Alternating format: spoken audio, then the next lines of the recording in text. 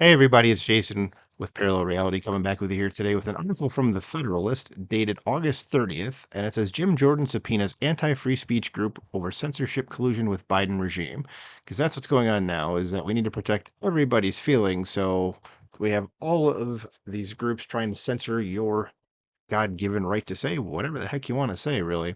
So let's see what this article says. It says the foreign dark money group that colluded with the Biden administration commissioned the censorship of Americans on big tech platforms must hand over any communications and documents that explain which online content moderation occurred as a result of the government's influence.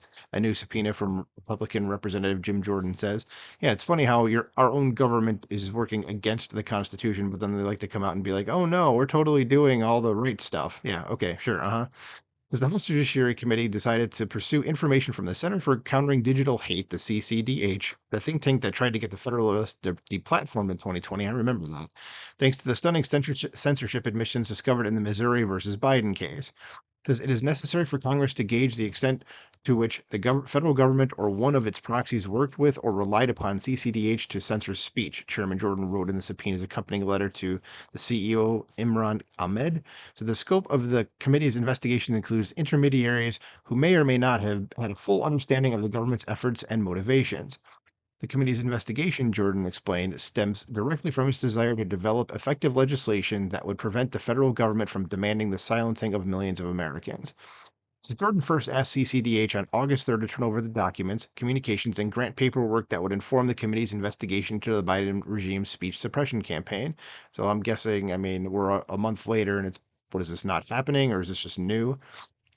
The CCDH issued a report in 2021 that claiming that 12 users on big tech sites are responsible for spreading harmful and dangerous vaccine hesitant information, which means they were probably right. They just weren't doing what the government wanted them to do. So, yeah. The internal Facebook documents obtained by the Judiciary Committee found that the Biden administration used this report as an excuse in its unconstitutional pressure campaign against social media platforms to censor the dissenting disinformation dozen for rejecting the regime's we're just going to say this because otherwise I'll get one of those little notes on the video. This particular disease of unknown origin, the propaganda campaign for it, says a dozen state attorneys attorneys general also begged Silicon Valley giants to ban those named in the CCDH report.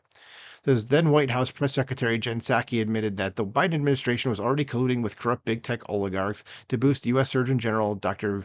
Vivek Murthy's urgings for Facebook and Twitter to crack down on misinformation superspreaders. Around the same time, President Joe Biden claimed that a lack of censorship by these social media sites was killing people. Again, turns out all of those people were right. The government was wrong. So yeah, that's good. Yeah, the government for some reason thinks you should only know what they want you to know. That's not a good thing.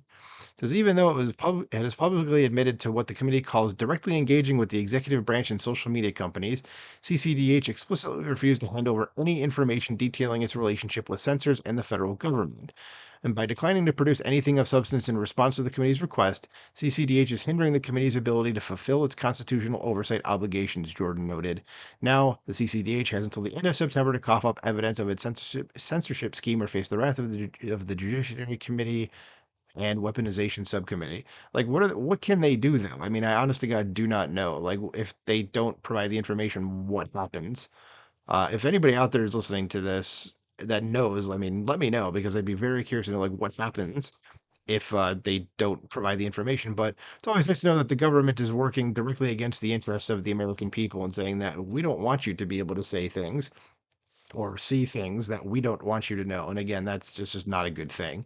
But let me know what you think about this in the comments below. Like, share, subscribe, and I'll talk to you soon. Bye.